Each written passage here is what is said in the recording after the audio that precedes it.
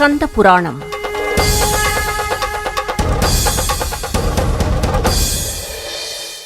புராணங்களில் வரும் புராணா என்பதன் பொருள் முற்காலத்தில் நடந்தது என்பதாகும். புராணங்களை வேதங்களின் கண்ணாடி என்று சொல்லலாம். அந்த காலத்தில் 18 புராணங்களும் சமஸ்கிருதத்தில் தான் இருந்தது. இந்த 18 புராணங்களில் ஒன்றான கந்த புராணத்தை கச்சியப்ப சிவாச்சாரியார் தமிழில் எழுதினார். இவர் கிபி 12ஆம் நூற்றாண்டில் காஞ்சிபுரத்தில் வாழ்ந்தவர். புராணங்களில் ஒன்றான ஸ்கந்த புராணத்தில் உள்ள சங்கர சங்கிதையின் ஒரு பகுதிதான் 7 காண்டங்களை உடைய சிவரகசிய கண்டம்.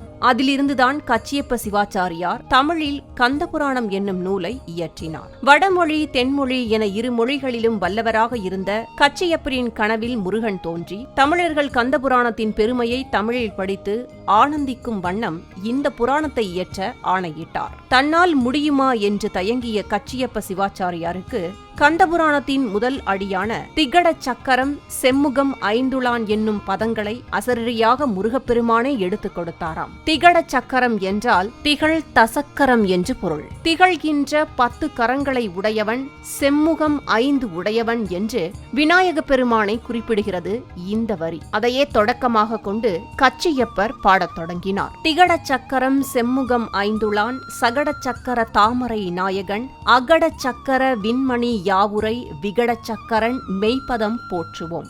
அதாவது திகழ்கின்ற 10 கரங்களையும் 5 செம்முகங்களையும் உடையவன், சக்கராயுதத்தை உடையவன், தாமரை மேல் வீற்றிருப்பவன், எங்கும் நிறைந்திருப்பவன், விகட சக்கரனாகி அந்த விநாயகனின் பாதங்களை வணங்குவோம். இவ்வாறு தொடங்கி கச்சியப்பர் கந்தனின் வரலாற்றை இனிய பாடல்களாக எழுதத் தொடங்கினார். நாளும் 100 பாடல்கள் எழுதி பரமனின் தாளில் பணிவுடன் வைப்பார். மறுநாள் ஓலைச்சுவடிகளின் பாடல்களில் மெருகேற்றும் திருத்தங்கள் சில காணப்படுமாம். கச்சியப்பர் சங்கர சம்ஹிதையில் இருந்து முதல் 6 காண்டங்களாகிய சம்பவ காண்டம், அசுர காண்டம், மகேந்திர காண்டம், யுத்த காண்டம், தேவகாண்டம், தட்சகாண்டம் முதலியவை மட்டும் கந்த புராணத்தில் சேர்த்துள்ளார். சிவாச்சாரியார் தான் இயற்றிய 10,345 பாடல்களை மேற்கூறிய 6 காண்டங்களாக பிரித்தார்.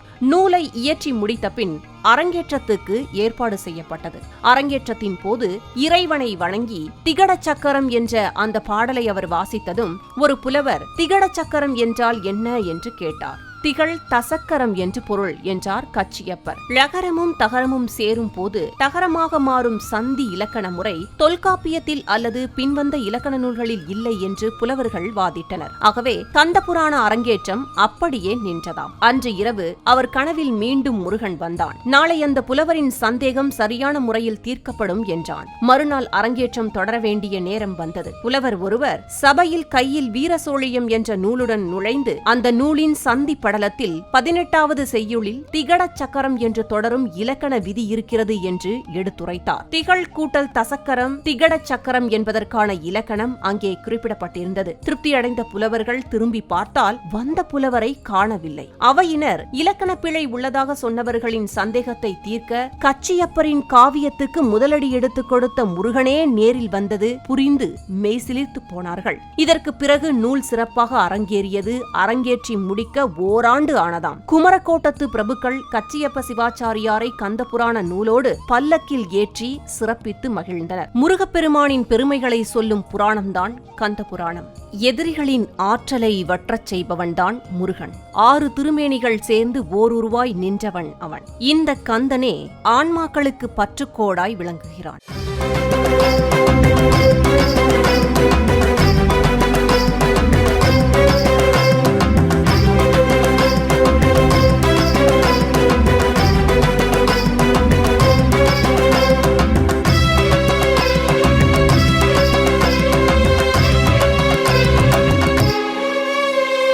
வெற்றிவேல் வீரவேல் சக்திவேல் சூரவேல். வெற்றிவேல் வீரவேல் சக்திவேல் சூரவேல். வீரசக்தி தந்த வேலை கரம் ஏந்தும் முருக வேளை சூரபத்மன் அதர்மம் வீழ்த்தும் அவதாரம்.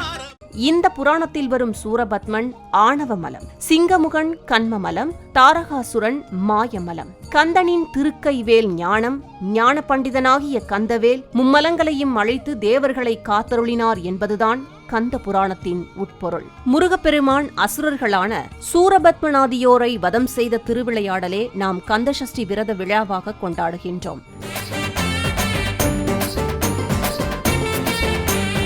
ஆறுமுகம் என்று உன்னை தேடி வர வந்த வினை ஓடிவிடும் கந்தவேலே.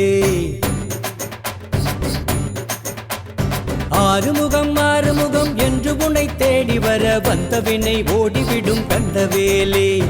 எங்களுக்கு காவலாக நீ இருக்கும் போதினிலே வாழ்வில் குறை ஏதுமில்லை கந்தவேலே, வாழ்வில் குறை ஏதுமில்லை கந்தவேலே.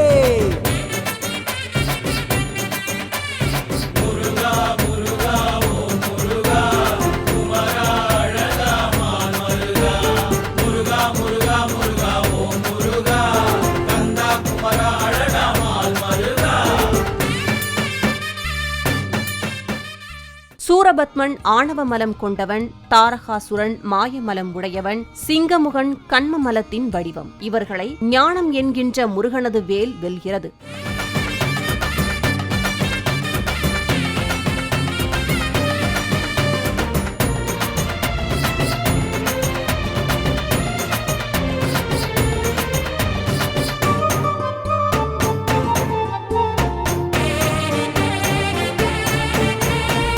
கருணை வடிவான கந்தசாமியே உந்தன் வேலை வணங்கிடவே வெற்றியாகுமே. கருணை வடிவான கந்தசாமியே உந்தன் வேலை வணங்கிடவே வெற்றியாகுமே. அதாவது நம்மை பீடித்துள்ள ஆணவம், கண்மம், மாயை என்ற மும்மலங்களில் இருந்து வீடு பேறு அடைய ஞானம் என்ற இறை சக்தியால் மட்டுமே முடியும் என்பதையே இந்த நிகழ்வு நமக்கு அறிவுறுத்துகின்றது. பிரம்மதேவனுக்கு தட்சன், காசிபன் என்னும் இரு புதல்வர்கள் இருந்தார்கள். அவர்களுள் தட்சன் சிவனை நோக்கி கடும் தவம் புரிந்து பல வரங்களை பெற்றிருந்தார். ஆனால் வரத்தின் வலிமையை சிரத்தில் கொண்டு சிவனை மதியாது யாகம் செய்ததினால் சிவனால் தோற்றுவிக்க பெற்ற வீரபத்ர கடவுளால் கொல்லப்பட்டார். காசிபனும் கடும் தவம் புரிந்து சிவனிடம் இருந்து மேலான சக்தியை பெற்றான். ஒருநாள் அசுரர்களின் குருவால் ஏவப்பட்ட மாயை என்னும் அரக்க பெண்ணிடத்தில் மயங்கி தான் பெற்ற தவ வலிமை எல்லாவற்றையும் இழந்தான். இதனைத் தொடர்ந்து காசிபனும் மாயை என்னும் அசுர பெண்ணும் இணைந்து மனித தலையுடன் கூடிய சூரபத்மனும், சிங்கமுகம் கொண்ட சிங்காசுரனும், யானை முகம் கொண்ட தாரகாசுரனும், ஆட்டின் முகம் கொண்ட அஜமுகி என்ற அசுரகுணம் கொண்ட பிள்ளைகளை பெற்றனர். இவர்களுள் சூரபத்மன் சர்வ லோகங்களையும் அரசாலும் சர்வ வல்லமைகளை பெற எண்ணி சுக்ராச்சாரியாரிடம் உபதேசம் பெற்று சிவபெருமானை நோக்கி கடும் தவம் புரிந்து 108 யுகங்கள் உயிர் வாழவும் 1008 அண்டங்களை அரசாளும் வரத்தையும் இந்திர ஞாலம் என்னும் தேரையும் சிவசக்தியால் அன்றி வேறு ஒரு சக்தியாலும் அவனை அழிக்க முடியாது என்னும் வரத்தையும் பெற்றான். இவ்வரத்தின் பயனாக சூரன் தம்மை போல் பலரை உருவாக்கி அண்ட சராசரங்களை எல்லாம் ஆண்டு வந்தான். சூரபத்மன் பதும கோமலை என்னும் பெண்ணை மணந்து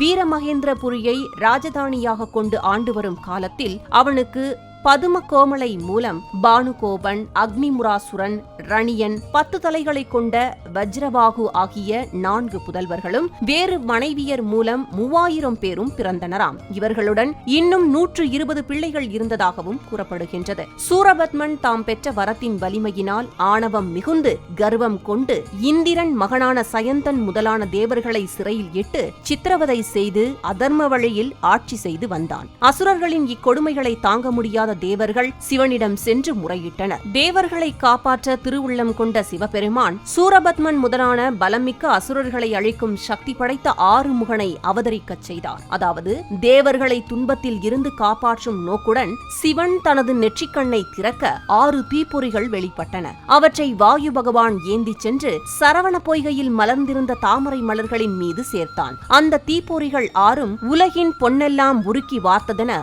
6 குழந்தைகளாக தோன்றின. அந்த 6 குழந்தைகளையும் 6 கார்த்திகை பெண்கள் சீராட்டி பாலூட்டி வளர்த்து வரும் வேளை அகிலலோக நாயகி பார்வதி தன் மைந்தர்கள் 6வரையும் ஒன்றாக அன்புடன் கட்டி அணைத்திட அவர்கள் யாவரும் ஒரு திருமேனியாக வடிவம் கொண்டு 6 முகங்களும் 12 கரங்களும் உடைய ஒரு திருமுருகனாக தோன்றினார்கள். இந்த உலகம் உய்ய வற்றாத பொய்கை வளநாடு கண்டு மலை மேலிருந்த குமரா, உற்றார் எனக்கு ஒரு பேரும் இல்லை உமையாள் தனக்கு மகனே, முத்தாடை தந்து அடியேனை ஆளும் முருகேசர் எந்தன் மனதே வித்தாரமாக மயில் மீதிலேறி வரவேணும் என்றனரே. 6 முகங்களும் 12 திருக்கரங்களும் உடைய திருவுருவை பெற்றமையால் ஆறுமுக சுவாமி என பெயர் பெற்றார். இந்த 6 திருமுகங்களும் ஞானம், ஐஸ்வர்யம், அழகு, வீரியம், வைராக்கியம், புகழ் என்னும் 6 குணங்களை குறிக்குமாம். பிரணவஸ்வரூபியான முருகப்பெருமானிடம் காக்கும் கடவுளான முகுந்தன், அழிக்கும் கடவுளான ருத்ரன், படைக்கும் கடவுளான கமலோற்பவன் ஆகிய மும்மூர்த்திகளும் அடக்கம். ஆறுமுகன் சிவாக்னியில் தோன்றியவன். அதனால் ஆறுமுகமே சிவம், சிவமே ஆறுமுகம் எனப் பெறுகின்றது. சிவபெருமான் நெற்றிக்கண்ணில் இருந்து 6 தீப்பொறிகள் புறப்படும் போதில் அதிலிருந்து வெளிப்பட்ட வெப்பத்தை தாங்க முடியாது சிவனருகில் இருந்த பார்வதி தேவி பாய்ந்து ஓடலானார். அப்போது பார்வதி தேவியின் பாதச் சிலம்புகளில் இருந்த நவரத்தினங்கள் சிதறி விழுந்தன. அந்த நவமணிகள் மீது இறைவனின் பார்வை பட்டதும் அவைகள் நவசக்திகளாக தோன்றினர். அந்த நவசக்திகளின் வயிற்றில் வீரவாகு தேவர் முதலான 109 பேர் தோன்றினார்கள். இவர்கள் அனைவரும் பின்பு முருகனின் படை வீரர்கள் ஆயினர். அம்மையும் தன்னை போன்ற ஒரு சக்தியை உருவாக்கி அதனை தமது சக்திகள் யாவும் கொண்ட ஓர் வீரவேலை முருகனிடம் வழங்கினர். ஈசனும் தன் அம்சமாகிய 11 ருத்ரர்களை படைக்கலமாக்கி முருகனிடம் தந்தார். அம்மையப்பனிடம் வேல் வாங்கிய முருகன் தேரேறி தெற்கே இருந்த வீரமகேந்திரபுரியை நோக்கி செல்கையில் விந்தியமலை அடிவாரத்து மாயாபுரத்தை ஆண்ட சூரனின் தம்பி தாரகாசுரன் கிரௌஞ்சம் என்னும் பெரிய மலையாய் உருமாறி வழிமறிக்க வீரவாகு தேவர் அவனுடன் போர் புரிகின்றார். ஆனால் தாரகன் தன் மாயையால் வீரவாகு தேவர் முதலான முருகனின் சேனையை அழுத்தி சிறைப்படுத்துகின்றான். அப்போது முருகனின் கூர்வேல் மாயை மலையை பிளக்க தாருகன் அழிகின்றான். வீரவாகு தேவர் முதலானோர் மலை சிறையிலிருந்து விடுபடுகின்றனர். சூரபத்மன் இச்செய்தி கேட்டு துடிதுடித்து வீராவேசம் கொண்டான். கந்தபெருமான் வீரபாகு தேவரை நோக்கி பாவங்களை அளவில்லாமல் புரிந்து கொண்டிருக்கும் சூரபத்மன் முதலான அசுரர்களை அழித்து தேவர்கள் துன்பம் நீங்கி உலகம் நலம் பெறுவதற்காக இப்பொழுதே படையெடுத்து வீரமகேந்திரபுரிக்கு செல்ல வேண்டும், நம் தேரை கொண்டு வா என்று கட்டளையிட்டார். தங்கள் துயரமெல்லாம் நீங்கியது என்று கருதிய தேவர்கள் கந்தபெருமானின் கழலினைகளை வணங்கி துதித்தனர். முருகவேளின் கட்டளைப்படி வீரவாகு தேவர் மனோவேக தேருடன் பாகனையும் அழைத்து வந்தார். சிங்காசனத்தில் இருந்து இறங்கிய எம்பெருமான், நாம் சூரபத்மனை அழிக்க வீரமகேந்திரபுரி செல்கிறோம், நீங்களும் அவரவரது வாகனங்களில் புறப்பட்டு வாருங்கள் என்று தேவர்களுக்கு உத்தரவிட்டார். பிரம்மதேவர் அன்னப்பறவை மீதும் திருமால் கருடன் மீதும் இந்திரனும் வீரபாகு தேவரும் 1,800 தெய்வ வீரர்களும் மற்றைய தேவர்களும் தத்தம் வாகனங்கள் மீது ஏறி கந்தவேளை சூழ பூதப்படைகளுடன் சென்றார்கள். பேரிகை, காளம், கரடிகை என பல வாத்தியங்கள் முழங்க முருகப்பெருமானுடன் சென்ற பூதப்படைகளின் பேரொலி எங்கும் ஒலித்தது. எம்பெருமான் வீரமகேந்திரபுரியை நோக்கி சென்றபோது பிரம்மன், திருமால், இந்திரன் ஆகிய மூவரும் சுவாமியை வணங்கி மகாபாவியாக உள்ள சூரபத்மன் இருக்கும் மகேந்திரபுரி தங்கள் திருப்பாதம் பதிய தகுதி பெற்றதல்ல, அந்நகருக்கு அடுத்த எல்லையாகிய இங்கேயே தங்கியிருந்து போர் செய்வதற்கு பாசறை அமைத்துக் கொள்ளலாம் என்று வேண்டிக் கொண்டார்கள். சுவாமி அந்த வேண்டுகோளையும் ஏற்றுக்கொண்டாராம். தேவதச்சனை அழைத்து உடனே விரைந்து இங்கு ஒரு பாசறை ஏற்படுத்து என்று எம்பெருமான் ஆணையிட்டார். தேவதச்சன் உடனே மாடக்கூடங்களும் மண்டபங்களும் சோலைகளும் பாவிகளும் கொண்ட பாசறை ஒன்றை மணத்தால் நிர்மாணம் செய்து அப்படியே அதை ஸ்தூல வடிவிலும் கட்டினான். அந்த பாசறைக்கு ஏமக்கூடம் என்று பெயர் வைத்தார்கள். எம்பெருமானின் தேர் கீழே இறங்கியது. சுவாமி ஏமக்கூடத்தின் வீதிகளில் பூதசேனைகளை நிறுத்தினார். 109 வீரர்களோடும் தேவர்களோடும் திருக்கோயிலினுள் சென்று அமர்ந்தார் முருகப்பெருமான். அந்த ஏமக்கூடமே கதிர்காமம் என்பது ஐதீகம். தாரகனையும் அவனுக்கு துணை நின்ற கிரௌஞ்சத்தையும் பிளந்து அழித்த பின் சூரனின் மகனான பானுகோபன் போருக்கு செல்கிறான். பானுகோபன் மாயாஜால வித்தைகள் செய்து போர் செய்யும் வல்லமை படைத்தவன், சிறந்த சிவபக்தன். பானுகோபன் நன்னீர் கடலில் முருகன் சேனையை ஆழ்த்த முருகன் அதையும் முறியடிக்க பானுகோபன் முருகவேலுக்கு பலியாகிறான். பானுகோபன் பலியாக சூரனின் தம்பி சிங்காசுரன் போருக்கு செல்கிறான். அவனை முருகப்பெருமான் நெஞ்சை பிளந்து சங்காரம் செய்ய அடுத்ததாக வருகின்றான் சூரபத்மன். சூரன் அண்டம் விட்டு அண்டம் பாயும் வரம் பெற்றவன். தன் சொந்த பந்தங்களையும் துணை நின்ற படை சேனைகளையும் இழந்து செய்வதறியாது நின்ற சூரனின் ஆணவம் அப்போதும் அடங்கவில்லை. முருகப்பெருமான் முன் தோன்றி சரமாரியாக அம்புக்கணைகளை தொடுத்தான். சூரன் தனது மாயா ஜாலங்களினால் பலவாறாக தோன்றி போர் செய்தான். அப்போது முருகன் சூரனை நோக்கி, இப்போதும் நீ உயிர் வாழலாம், தேவர்களை சிறையில் இருந்து விடுவித்து விடு என்று அறிவுறுத்தினார். அப்போதும் அவன் ஆணவம் அடங்காமல் பல பல மாயங்கள் செய்து போர் புரிகிறான் சூரன். தன்னுடன் போர் செய்ய வந்தது இறைவனே என அறிந்தும் அடி அடிபணிய ஆணவம் விடவில்லை. முருகன் சூரனின் ஆணவத்தை அடக்கும் பொருட்டு தன் திருப்பெரு வடிவம் காட்டியும் தன் விஸ்வரூப வடிவம் காட்டியும் எல்லாம் வல்ல பரம்பொருள் தாமே என பரமேஸ்வர வடிவம் காட்டியும் சிவனும் அவன் மகனும் மணியும் ஒலியும் போல ஒருவரே என்றுணர்த்தியும் தன் தன்மை மாறாது போர் செய்கிறான் சூரன். கடைசியாக சூரன் தனது அம்புப்படையை முருகனை அழிக்க அனுப்பினான். முருகனின் வேல் அதை பொடி பொடியாக்கி செயல் இழக்கச் செய்தது. முருகனால் இறப்பது நிச்சயம் என உறுதியாக தெரிந்ததும் தேவர்களை விடுதலை செய்வது மானக்குறைவு என எண்ணிய சூரன் ஆணவ மிகுதியால் தொடர்ந்து போராட துணிந்து சக்கரவான பக்ஷியாக உருமாறி வானில் பறந்து பல அழிவுகளை ஏற்படுத்தியதுடன் முருகனின் சேனையையும் சீண்டத் தொடங்கினான். இது கண்ட முருகப்பெருமான் நிராயுதபாணியாக இருக்கும் எதிரியுடன் ஆயுதம் தாங்கி போர் புரிவது யுத்த தர்மத்திற்கு விரோதமானது என எண்ணி இந்திரனை மயிலாக உருமாறும் கூறி அதன் மீது பறந்து சூரனை தாக்கினான். சூரனும் தனது மாயஜால வித்தைகளினால் மறைந்து தாக்கினான்.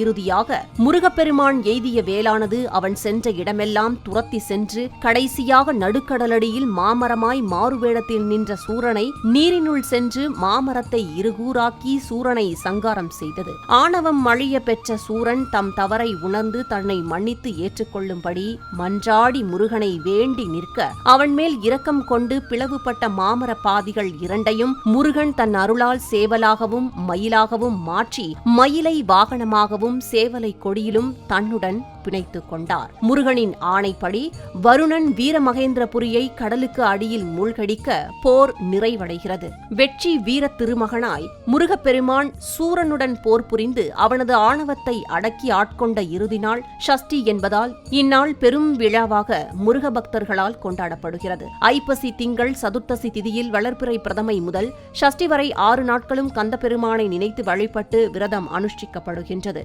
ஊனை உருக்கி உள்ளளி பெருக்கும் இவ்விரதத்தை தம் உடல்நிலைக்கு தக்கவாறு கடைபிடிக்க வேண்டும். தீய குணங்களான ஆணவம், மாயை, கண்மம், காமம், பேராசை, செருக்கு, மயக்கம், தற்பெருமை ஆகியவற்றை விடுத்து ஆற்றல், தன்வயமுடைமை, இயற்கை உணர்வு, பேரருள் ஆகிய நற்குணங்களை பெறும் நோக்கில் இந்த கந்தசஷ்டி விரதம் கடைபிடிக்கப்படுகிறது. கலியுக வரதனும் கண்கண்ட தெய்வமுமாகிய முருகப்பெருமானின் கந்தசஷ்டி பெருவிழா நாட்களில் கந்த புராணத்தை கேட்டும் படைத்தும் பெரும் பேறு பெறுவோம். அவன் கருணைக்கு பாத்திரமாவோம்.